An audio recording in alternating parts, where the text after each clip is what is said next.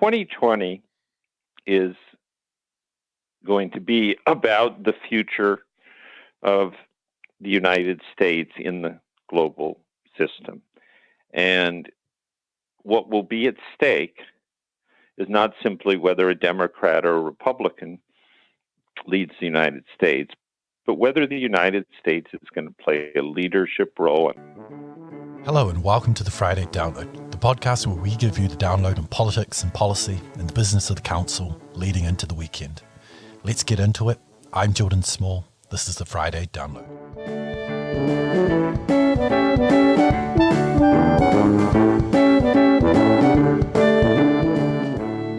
Hello and welcome again to the Friday Download. I'm Jordan Small, Executive Director here at the NZUS Council. We've made it to episode 2, week 2, still on the air. Largely positive feedback to the first episode with Tim Grosser last week. It was interesting, insightful and entertaining. So thank you again, Tim. This week we're changing it up a little and we've definitely got an interesting show ahead. We'll look at the Democratic Party's presidential primary process with the Democratic Party insider. We'll look at one of our policy focus areas in a little more detail and then update you on a couple of things we've got coming up over the next year. Important in all of this, and the reason for the Council doing this podcast, is to provide a platform for ideas and perspectives that improve our understanding of important global issues, how they're shaping up, and how they'll affect us all. So that's what we want this platform to do, is to surface these ideas and solutions, generate discussion, and ensure that the range of options on some of these massive global issues is well understood. Anyway, onwards and upwards, let me introduce our guest co-host for today.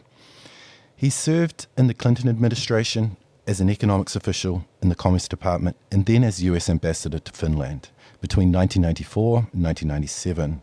He served as a foreign policy advisor to Vice President Gore during the 2000 presidential campaign and to Senator Hillary Clinton in the 2007-2008 presidential primary contests.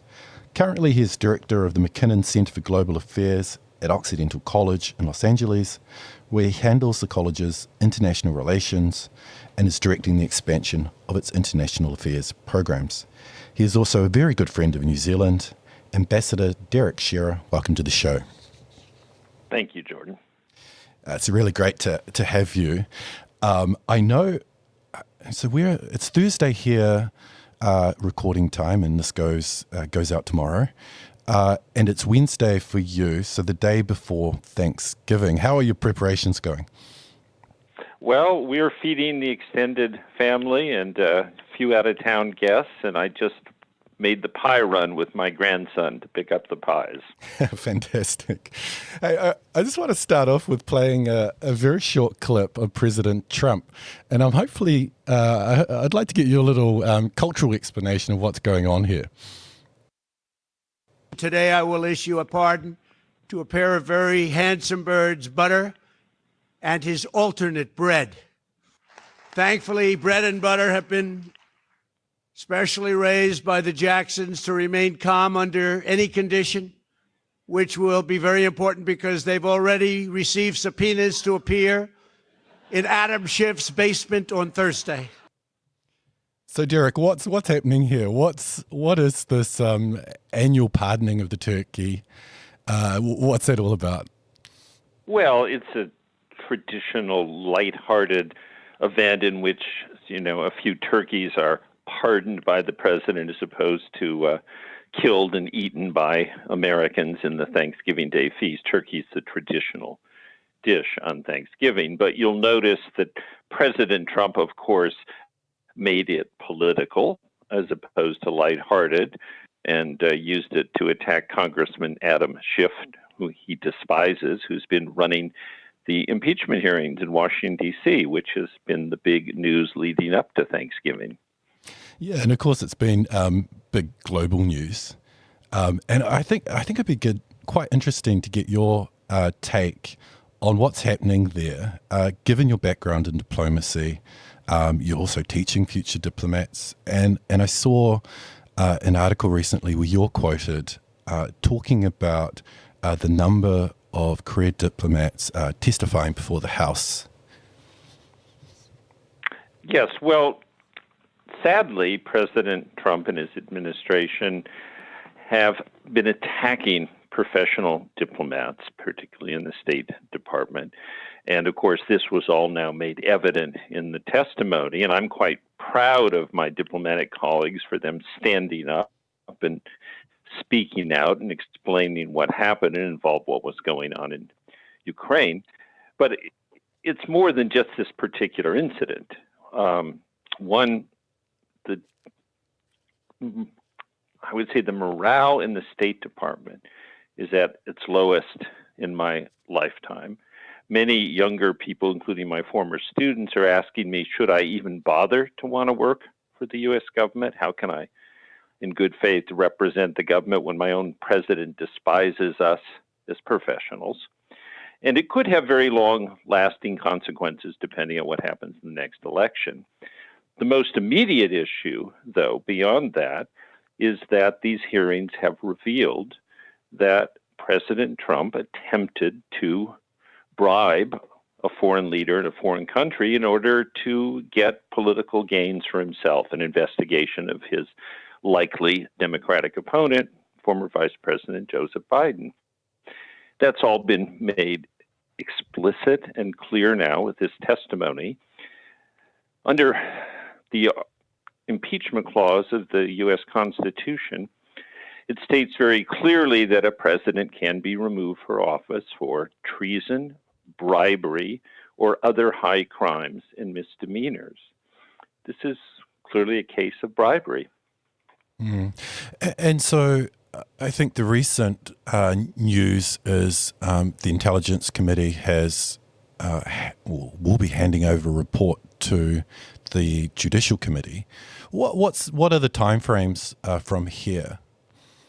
Well, what happens in the process is that the House of Representatives under our system, one of our two houses of government, initiates the process. That's what's been happening with the hearings before the House Intelligence Committee. The findings of that committee then go to another committee called the Justice Committee, which then, if they so decide, draw up what's called articles of impeachment, where they spell out what are the impeachable offenses in the opinion, in this case, of the majority of the committee. And then the House votes. And if the House votes, which is likely to happen, that the impeachment process goes forward, then it goes to the Senate. Those articles of impeachment are sent to the Senate as evidence. But then the Senate has its own process, which is they have a trial. And they can call witnesses or not call witnesses, and then they take a vote. Now, to actually remove the president, it takes a 2/3 vote of the Senate. And that's not going to happen because the Republicans have a simple majority and certainly would never allow a 2/3 vote against President Trump. So it's very much a political process going on, and it's going on in the midst of the run-up to the 2020 presidential election. So it's going to all kind of fold into that election, and President Trump is already using what the Democrats have done, he hopes, to his benefit in his reelection. Yeah, so you say it's very unlikely there'll be a 2/3 majority in the Senate. So what's the best political outcome the Democratic Party can get from this whole process? Well, the Democratic Party, besides standing up for what they think is right and as addressing the issues I'd already mentioned, they hope that they will convince more of the American public that the president's unfit for office.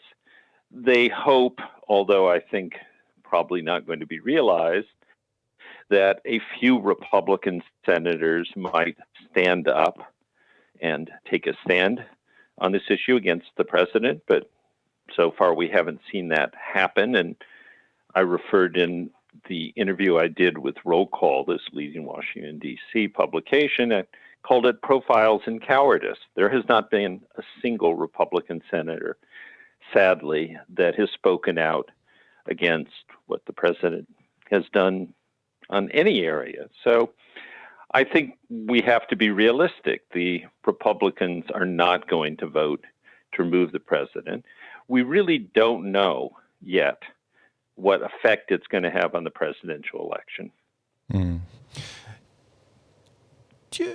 I've got a question here around does the US public, are they engaged with this whole process? Do they really care, or is this kind of what they expect to happen? If you have leverage, you use it. Well, here's what's interesting is that, in fact, the ratings on the hearings were quite high, unexpectedly high. And it was very good for CNN and MSNBC, other cable news stations, but also all of the major channels broadcast this live. It was quite dramatic. You had some very strong women diplomats speaking out. In particular, you had the former Russia expert from the National Security Council, Fiona Hill, stating quite clearly that the Republicans did not understand or were not addressing what she sees as a very serious threat from Putin's Russia. So she kind of put it into a global perspective, not just about the issue of the Ukraine. So it had its drama. It had some very believable stars, and people watched. So that's the level of interest was much higher than you might think about a foreign policy issue. Whether it affects voting behavior, I think remains to be seen. Overall, foreign policy, and especially specifics of foreign policy, is not a voting issue unless you're engaged in a shooting war like the Vietnam War. Mm. So I think that on balance, it hasn't dramatically injured the president in terms of the election. It's certainly done damage to his reputation in foreign policy circles or with other countries. And I think that's another very serious matter. What has it done to the United States foreign relations when they see this is how a president of the United States is behaving and removing a sitting professional ambassador because some corrupt Ukrainians complain and then the president's private lawyer, Giuliani, demands it. I mean, the behavior is unprecedented. Let's shift in to our next segment, our political segment, and I'm quite keen to get your views on the Democratic Party's presidential primary process. But first, let me play a quick clip. Some would say that those struggles are all over, that all the horizons have been explored, that all the battles have been won, that there is no longer an American frontier. But I trust that no one in this intersection would agree with that sentiment. For the problems are not all solved, and the battles are not all won.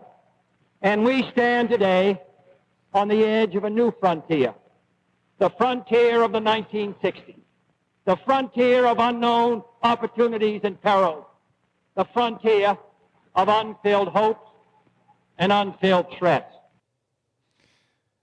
That's a clip of, at that time, Senator John Kennedy accepting his party's presidential nomination in 1960 in Los Angeles. A little political history or a little political background. What's interesting about that clip is that Kennedy had only competed in 9 presidential primaries, and mainly in Protestant-heavy states, to demonstrate to the party that his being Catholic was not an impediment to his electability. Interestingly, his main rivals, including Lyndon Johnson, later to be his running mate, did not campaign in any states. So I think there's a little interesting background there, and I'm quite keen to have a little chat with you, Derek, around the primary process, how it works today versus back then. And then, of course, look into, where we're at in that process, upcoming first caucuses in Iowa and New Hampshire. How important is it to get wins there? And, of course, the field. It's still a large field of candidates. So, who do you think might come through there? And then, the impacts of the primary process on policy. So maybe if we could start by looking at the process and where we're at today with the candidates. Well, the process is much more democratic with a small d than John Kennedy's day. And back into the 50s and even into the 60s, the elected officials in the party, and the sort of, some people call them party bosses, party leaders, had much more influence in selecting the candidate. And in fact, before that, there were almost no primaries, and you had a convention of the party. Delegates were elected from each state to the party convention, and then the candidate was selected. And often these conventions would go on for a week because no one candidate would win on the first vote. And there was a lot of horse trading back and forth and people trading votes and influence. But that's the old model. This model is a kind of super democratic model in some regards, in that people in the different states all get to have a voice if they're registered as a Democrat. So in the Democratic primary, you get participation, and if you want to show up, you can vote. Now, having said that, the process is also heavily dependent on the ability of candidates to raise and spend money, and we can come back to that in a minute. So while it's democratic, the influence of money in American politics is still quite great. It's just, I would say, money now trumps the influence of the old party leaders and bosses. The process of the actual vote begins on February 3rd in Iowa, in what's called a caucus state. And this Iowa is a kind of outlier. They don't actually have you go into a polling booth and cast a secret ballot. Instead, you meet in schools and living rooms, and people literally move to one side of a room or another for a particular candidate. So people can see whom you're supporting. They can even argue with other people about whom to vote. This is the way Iowa does these things. It's rare. Yeah. Hey, and Iowa is. Sorry, Derek. The other thing about Iowa, it's overwhelmingly a white, small state. And it's always made sure it was first. And second has always been a very small state, mainly white, New Hampshire. New Hampshire is an actual vote where you go into a voting booth. Those are the first two. And they can help somebody, but they don't necessarily hurt or eliminate a candidate because they are small and they're not overly representative of the party. So that's those small states. You then have in another caucus state, Nevada. Then you jump down south to South Carolina, February 29th. South Carolina is a state that will not vote Democratic when the actual presidential vote comes, because it's controlled by the white-dominated Republican Party. But most of the voters in the Democratic Party are African American. So it becomes a bellwether state within the Democratic primary for the level of a candidate's support from African Americans, a crucial constituent. After that, suddenly you jump into what's called Super Tuesday. These are 14 states, including now the state of California, where it's impossible for candidates to meet every voter or be present in every state. They have to use paid media of all sorts. And that means you have to have money and a staff to do that. That's the big deal, the Super Tuesday. And it's quickly followed on March 10th and March 17th with all of the other major states, including ones like on March 10th, Michigan, or the state of Washington, Hawaii, and then March 17th, Arizona, Florida, Illinois, Ohio, big key states that are needed to win the presidency. So things seem to start slow in these small states, then suddenly jump to these big states. And so even if a candidate surprises and does well in Iowa or New Hampshire, if they don't have the resources and the ability to raise the money quickly, they're still not going to actually win the nomination. And I was involved in Bill Clinton's campaign in '92. We didn't win New Hampshire, but he did do better than people thought.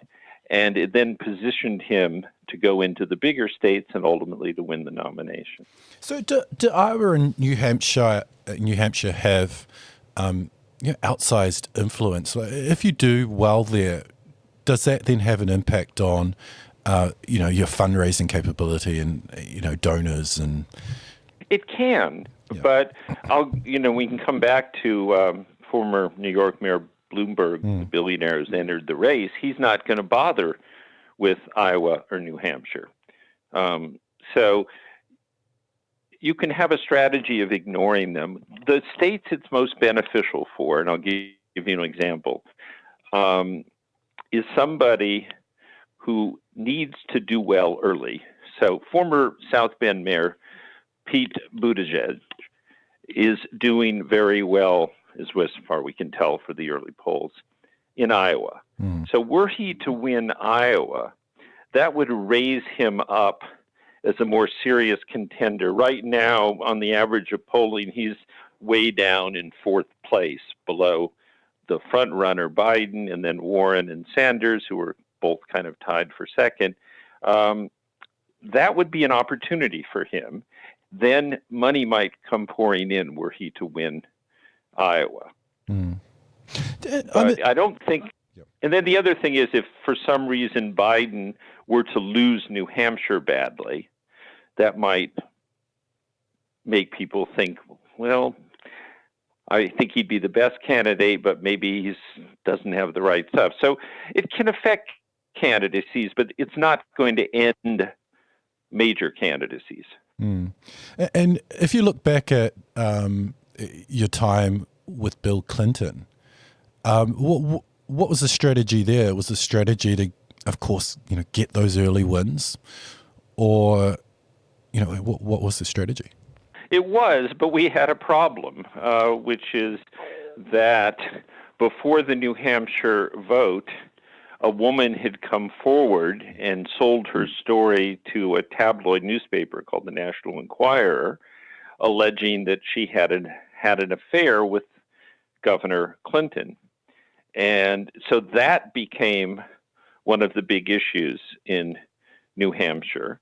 And although he did well in New Hampshire, people thought his campaign was over. And the reason they thought it is because in a previous set of races, Senator Gary Hart was the front runner. There's a movie even by that title now, The Front Runner.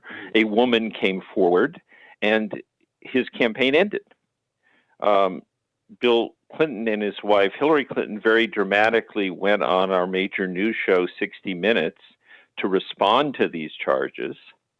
And then Clinton came in a strong second and we announced he was the comeback kid. And so he weathered that particular political storm, even though he didn't win New Hampshire. And then we had a strategy and a message, especially one involving the economy, that resonated. And ultimately, he won the nomination. It was also a field that was not particularly strong. The strongest candidate would have been the governor of New York, Mario Cuomo. Cuomo famously was on the tarmac in a jet ready to begin his campaign and then decided against it. So there's no fixed rule. Things will happen in these things. But winning Iowa or New Hampshire does not guarantee the nomination in any way, shape, or form. Okay, let's have a look at the field of candidates, because it's still quite a big field. I don't know. Well, yes and no. Yeah. Most of them are not what we would call serious contenders. Sure. while there are a lot of candidates, we could say some of them are staying in the race as potential VP. I mean, the serious leader is Vice President Biden. Mm-hmm. And he has strong support from traditional, we would say, more moderate or centrist voters in the party, and has the largest support from African American voters. Mm-hmm. He's a known quantity. He's associated with President Obama. He's seen as a kind of down-to-earth man of the people. Mm-hmm. Senator Elizabeth Warren is the more liberal, let's reform the economic system candidate, but she recently made a political judgment which has come to hurt her, which is she came out for a national health care system for everyone, which goes under the title Medicare for All, to convert the entire American healthcare system to a public system. And that's now proved, I think, controversial for her with moderate voters. And then there's Bernie Sanders, who is the left-wing, self-proclaimed democratic socialist populist candidate. Those are the clear leaders in terms of money and organization. And then there's been a couple of challengers. One is Pete Buttigieg, I mentioned, the mayor of South Bend, Indiana, and Kamala Harris. She's a African-American mixed-race senator from California, but she seems to have really lost momentum. She's lost funding. So I would say it's really a top four. Then, out of nowhere, comes Mayor Bloomberg, and he has just spent $30 million on ads promoting his campaign and says he will self-fund his entire campaign. So he's a new entrant into the race. I think probably because he's running as a moderate and mainly running as I'm a billionaire and I can beat the other billionaire Trump, he may hurt Buttigieg more. He's not going to appeal to Warren or Sanders supporters. He's not going to do well with minorities in the party because when he was mayor of New York, he had a program called Stop and Frisk, in which hundreds of thousands of Black and Latino youth were kind of put up against the wall by police. And he's also had a history of unfortunate remarks about women. He's actually supported fairly recently major Republicans for the Senate. So it's an ego run, but he can upset or change the race. And the worst option, of course, would be is if he managed somehow with his money to win the nomination. If he did that, Bernie Sanders people would leave the party. Probably many of Warren would, because they wouldn't support a conservative billionaire in the party, and it would assure the election of Donald Trump. So there's nothing good, I would say, that can come out of what Bloomberg is doing, but billionaires have minds of their own. What do you make of the criticism or commentary that the primary process forces, for both parties, forces extremes, and it leaves a big gap in the middle for moderates? Well, it's actually not true, because people actually vote. Mm-hmm. And if you look back, generally in the Democratic Party, the primaries have elected or selected moderate candidates. I mean, Bernie Sanders was not the nominee. Hillary Clinton was. And in fact, the Democratic Party has never run what you would classify as a left-wing candidate. The problem is that in all the back and forth, the debate, especially with multiple candidates, issues get discussed in a way that might seem out of the mainstream or too liberal or too left wing, and then the opposition party obviously is going to use that debate and noise to turn around and attack them. But this has been going on for a long time, and it's a process where whatever comes out of the Democratic Party will be attacked as left wing by the Republican Party. That's sort of the nature of our politics.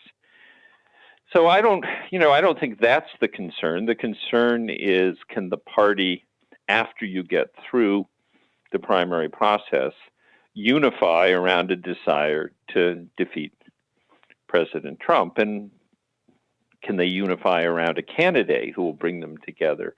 In the midterm elections, Nancy Pelosi, the leader of the Democratic Party in the House, unified the party in the off-year elections. And in fact, those elections, if you just totaled up the vote in the entire nation, the Democrats won by 10 million votes.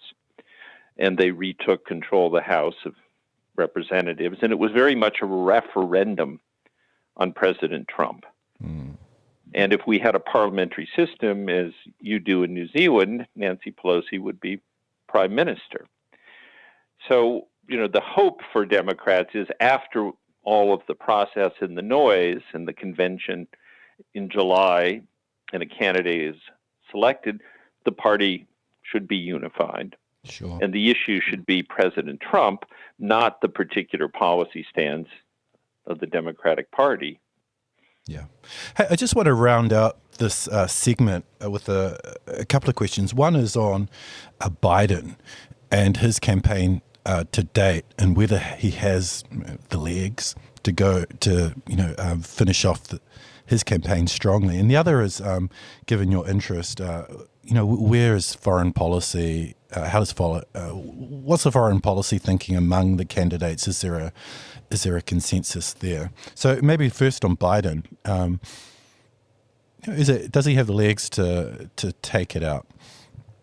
Well, I think certainly he does. The question is going to be kind of the preference of the voters. I mean, right now, as I said, he has almost 30% of the party support, and he has support of major segments. He doesn't have the kind of wow or excitement factor. He's also an older white male. Let's assume for a moment that he does prevail and win the nomination. It's fairly certain then that he would look for a vice president that would be reaching out to other parts of the party, either a woman or particularly an African-American candidate or an African-American woman, so that he then represents as much as possible the entire party. Nobody dislikes Biden. It's more a question of, enthusiasm factor. But since Sanders has a real limit on his appeal, and Warren, who seemed to be rising, now has kind of peaked and, if anything, is dropping. And I don't think Buttigieg has anything near enough support. And as I mentioned, he may be hurt by Bloomberg because they're both running as kind of moderates who can reach out to Republicans. That Biden is still in the strongest position. And there's a lot of latent sentiment for Obama that gets passed on to Biden. So I'm not worried about whether he can do it. I guess I'm more worried about what damage might be done by Bloomberg or how Sanders people behave once he doesn't win the nomination, which he's not going to. Now, in foreign policy, there's not been lots of detailed discussion of particular policies. It's been much more what I mentioned to earlier, which is a kind of reaction to what Trump has been doing, and to say, we're going to support diplomacy, we're going to support our diplomats, we're going to work with our allies, we're going to support NATO, we're going to support our allies in Asia, and that the big issues of how you relate to climate change, to Russia, to China, require both American leadership and an American-led alliance of allies. And so I'd say there's a kind of overwhelming agreement on foreign policy at the moment inside the party.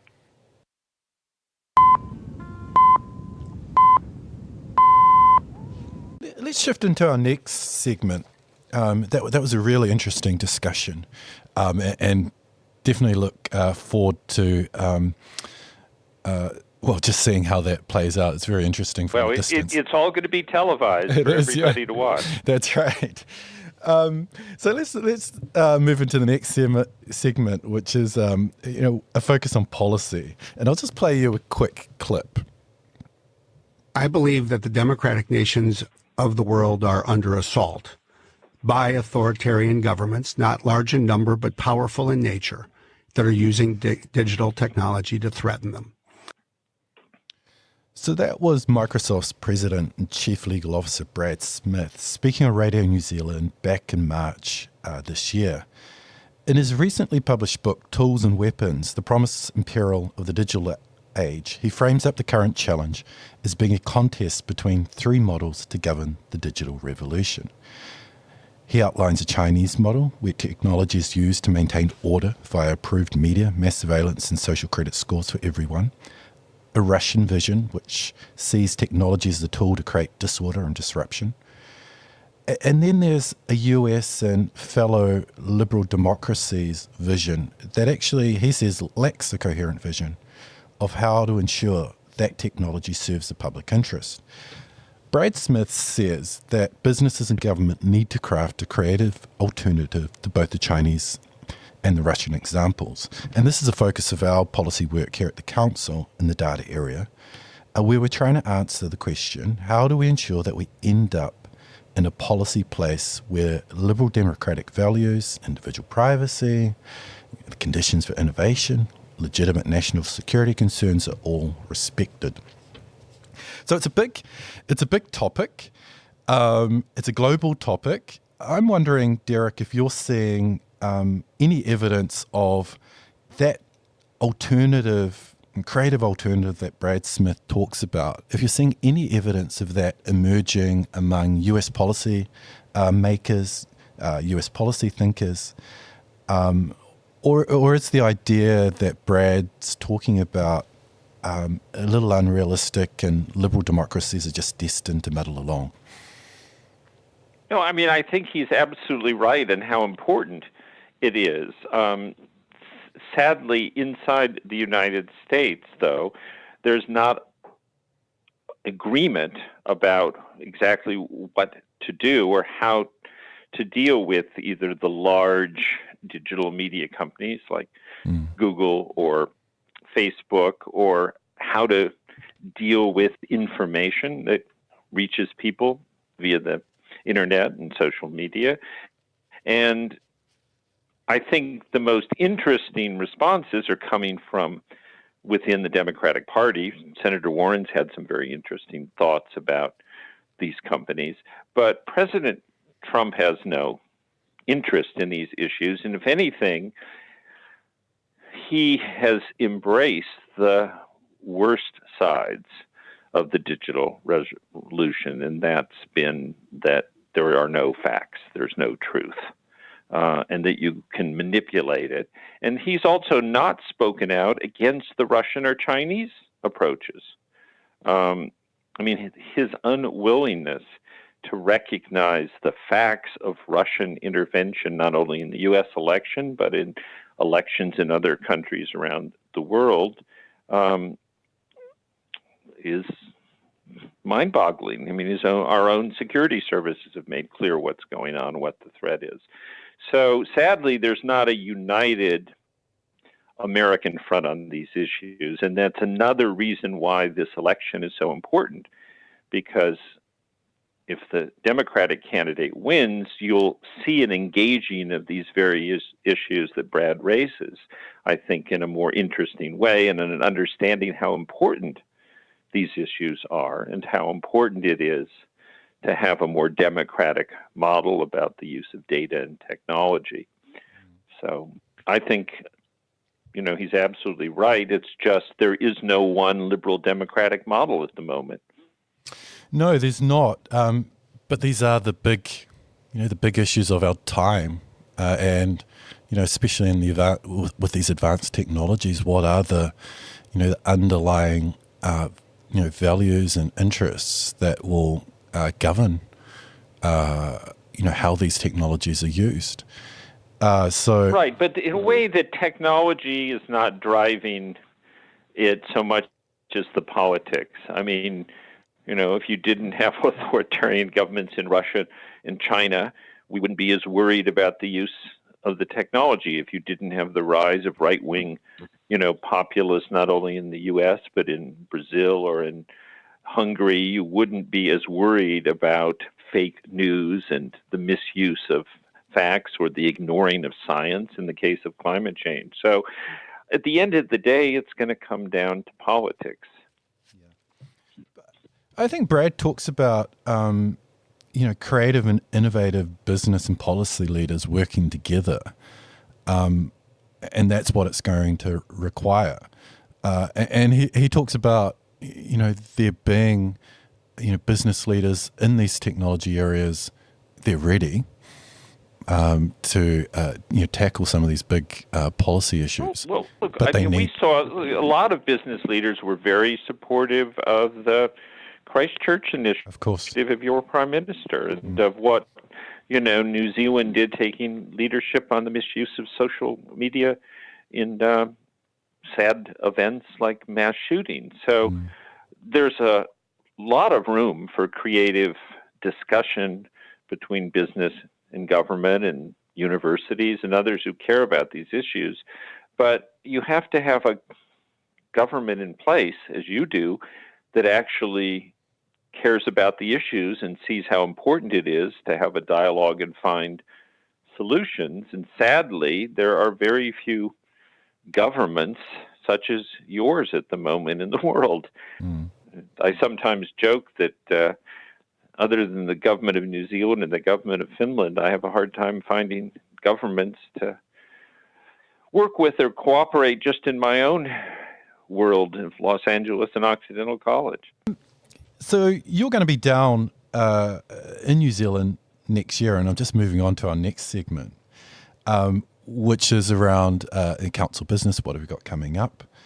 And so you're going to be over at the end of next year, election year, for a speaking tour. I can't wait. It's going to be interesting. But perhaps could you give us a little teaser or a little taste of what you'll be covering?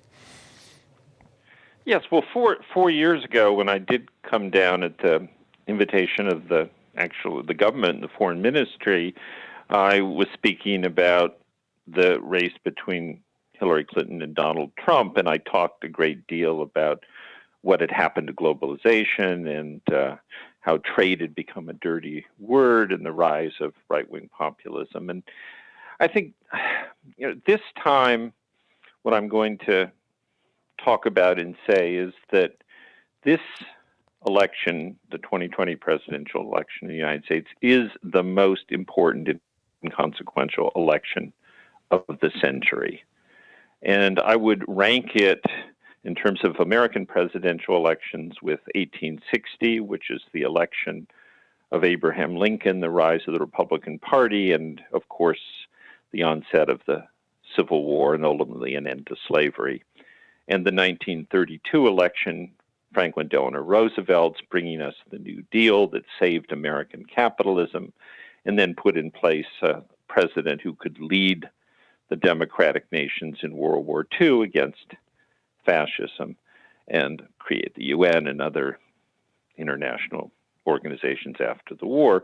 2020 is going to be about the future of the United States in the global system.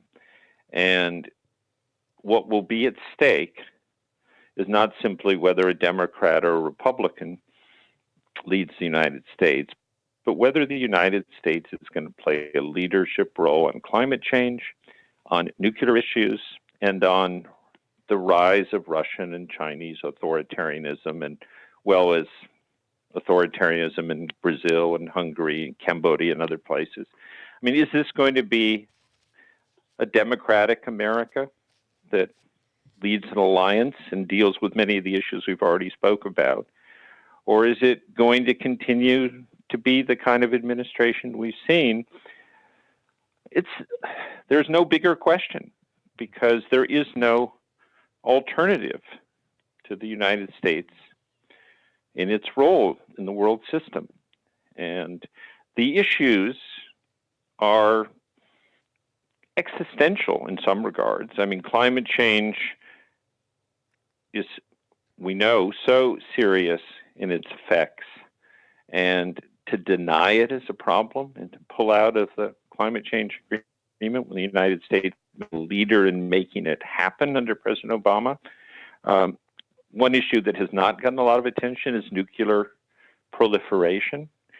Our current government has been getting out of nuclear agreements with Russia and China, so that the Russian and Chinese nuclear armaments are increasing, and that increases stability. Because of our policies in the Middle East, there may be new nuclear nations. And then, as we've talked at length, the other models, the Russian and Chinese models, if the American model looks like it's no longer vibrant and lively and democratic and offering an option to the world, let alone leadership, then what is there? I mean, this is a big deal. As I say, I think it'll be the most consequential election, and I'll be talking about it in some detail once we see who the nominee of the Democrats are and how these issues might play out. Oh, it's a fascinating framing up, and really looking forward to hearing you in August next year. So, Derek, thank you very much for joining me today. It's been just a really interesting discussion. That Democratic Party presidential primary process discussion, really great to get your insight there, and who you're seeing as, you know, the serious candidates, and it sounds to me like you're picking Biden to come through there. Would that be right? Well, I mean, that is the likely outcome, but this, as I always tell people, I don't really make predictions. I try and give analysis, and then people actually get to vote. Yep. So, you know, and as I say, the whole world will be watching. It will be televised, so everyone in New Zealand will get to see it at the same time that we do. Let me just also add, Jordan, my grandson, when I told him he had to leave me alone in the office while I did this interview, said, "New Zealand, they have such great fishing. Can I come with you?" So the entire family is a fan of New Zealand. And I've mentioned the last time I did my lecture tour that my great-grandfather was a Mormon missionary in the North Island. And the only Maori meeting house is actually named after him. So our family has been a friend in New Zealand for a long time. Oh, fantastic. We look forward to welcoming you again later on next year. So thanks again for joining us. Thank you also to NZUS Council intern Michael Jeffrey, who helps with the production and research planning for this podcast each week. The podcast is, something new for the council, so we'll continue to play around with the format and setup and tone over the next few months. Your thoughts and feedback for improvement are always welcome. Find our contact details in episode notes. The aim of the podcast remains to create an accessible, discussion-based show where we share a few perspectives on 1 to 2 current issues each episode. So that's another episode done. I hope you enjoyed it. Thank you for joining us. Have a great weekend. I'm Jordan Small, and that was a Friday download for another week.